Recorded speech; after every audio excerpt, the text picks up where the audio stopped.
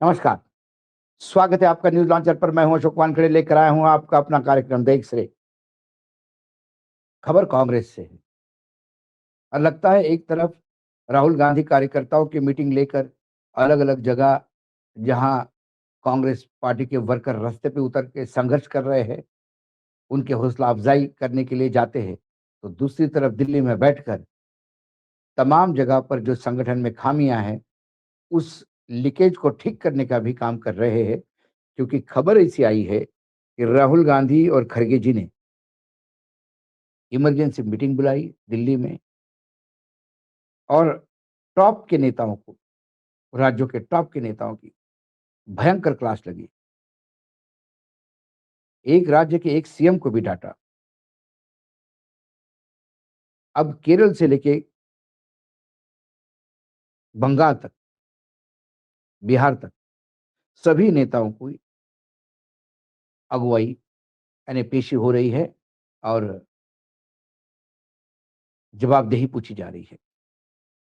बीते दिनों में पंजाब के पूर्व सीएम और जालंधर सांसद चरण सिंह चन्नी के अपर और लोअर कास्ट वाले बयान पर कांग्रेस पार्टी में सियासत पूरी तरह से गरमाई हुई थी।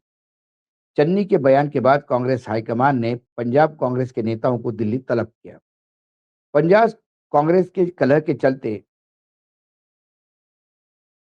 कल यानी गुरुवार को दिल्ली में राहुल गांधी और पार्टी के अध्यक्ष राष्ट्रीय अध्यक्ष मल्लिकार्जुन खड़गे ने एक अहम बैठक ली और उसमें पूर्व सीएम जालंधर के सांसद चरण सिंह चन्नी और बाकी कांग्रेस के नेता, सीनियर नेता सभी को बुलाया और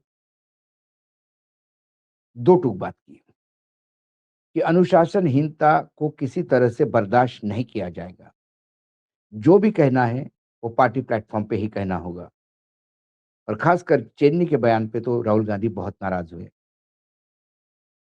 इस बैठक में संगठनात्मक और राजनीतिक मुद्दों पर चर्चा की गई है। इसमें राहुल गांधी स्वयं थे, केसी वेणुगोपाल थे, पार्टी के अध्यक्ष जैसा कि मैंने कहा खड़गे साहब थे, छत्तीसगढ़ के जो पूर्व मुख्यमंत्री है बघेल साहब, जो वहाँ इंचार्ज है अभी, पंजाब के प्रभारी है भूपेश बघेल, वो भी थे, रंधावा थे, प्रदेश कांग्रेस के अध्यक्ष वड़िंग थे, नेता प्रतिपक्ष बाजवा थे, विजेंद्र सिंगला, चन्नी, अमर सिंह राणा, केपी, अंबिका सोनी जैसे लोग मौजूद थे। इस बैठक के बाद जो बात हुई, जो निकल के आई, वो यही थी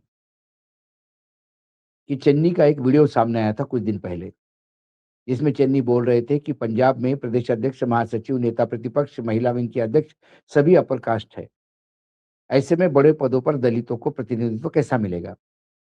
चन्नी कहते हैं कि पार्टी मानती है कि पंजाब में 38% दलित आबादी है, तो बड़े पदों पर दलितों को मौका क्यों नहीं दिया। चन्नी ये भूल गए कि वो एक दलित होते हुए भी मुख्यमंत्री बनाए गए थे, सबसे बड़ा पद उनको नवाजा था। ये बात अलग है कि उसके बाद में पार्टी की करारी हार हुई।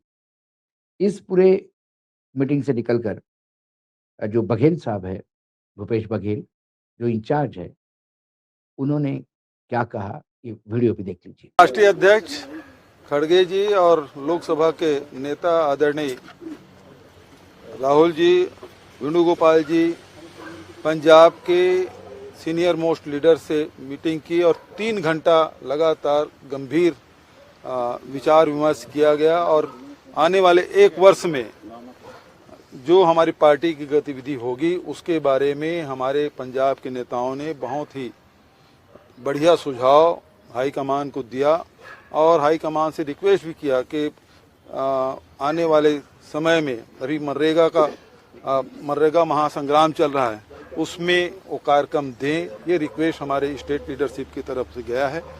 दूसरी बात यह है कि पंजाब की जनता, पंजाब के कार्यकर्ता सभी चाहते हैं कि कांग्रेस की सरकार बने, क्योंकि पंजाब एक ऐसा राज्य है जो देश के लिए बहुत महत्वपूर्ण है, सीमावर्ती राज्य है और इसलिए इस देश के लिए सबसे महत्वपूर्ण सूबा हो जाता है और ऐसे में हमारी जिम्मेदारी, महती जिम्मेदारी बनती है कांग्रेस जनों की कि देश की जो आवाज़ है उसको सुने और उसके अनुरूप हम लोगों को काम करें।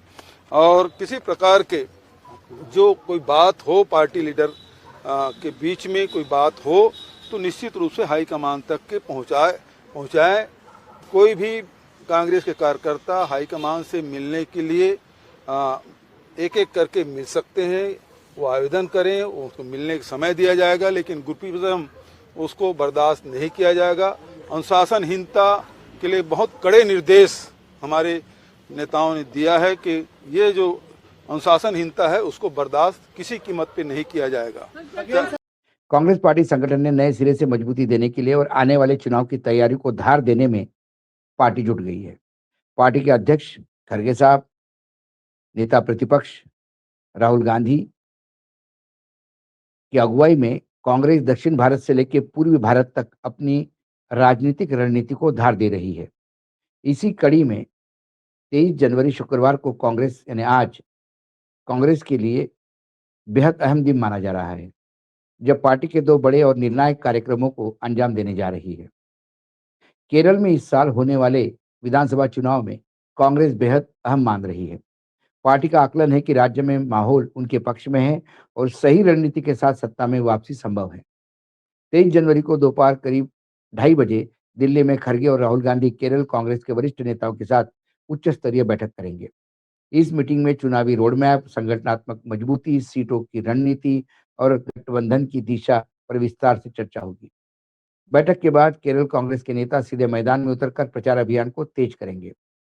सूत्रों की माने तो इस बैठक में पश्चिम बंगाल में संभावित गठबंधन, खासकर टीएमसी के साथ तालमेल को लेकर भी अनौपचारिक चर्चा हो सकती है, जिस पर कांग्रेस नेतृत्व का रुख अहम माना जाएगा। बिहार में कांग्रेस की स्थिति पहले से कमजोर मानी जा रही है। विधानसभा में पार्टी के केवल 6 विधायक हैं, जिनकी पार्टी की छोड़ने की अटकलों ने हाईकमान की चिंता बढ़ा दी। चर्चा ये है कि विधायक जेडीयू या एनडीए का रुख कर सकते हैं, जिससे बिहार विधानसभा में कांग्रेस की मौजूदगी खत्म हो सकती है।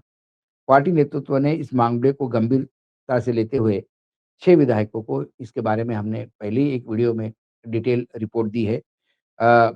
23 जनवरी को यानी आज 4:4:45 के करीब राहुल गांधी दिल्ली स्थित इंदिरा भवन में सीधी बातचीत करेंगे 1 टू 1 और वहाँ पार्टी के अध्यक्ष मल्लिकार्जुन खड़गे भी साथ रहेंगे। कुल मिलाकर एक तरफ पार्टी केरल पे फोकस कर रही है, दूसरी तरफ पार्टी बिहार में जो पार्टी में बहुत भगदड़ मचने का जो आशंका बताई जा रही है, उसको लेके बहुत सीरियस है। तीसरी ओर बंगाल में भी टटोल रही है। साथ में ही पंजाब में जो लगातार बयानबाजी हो रही है, उसको भी कंट्रोल में रखने का प्रयास कर रही है।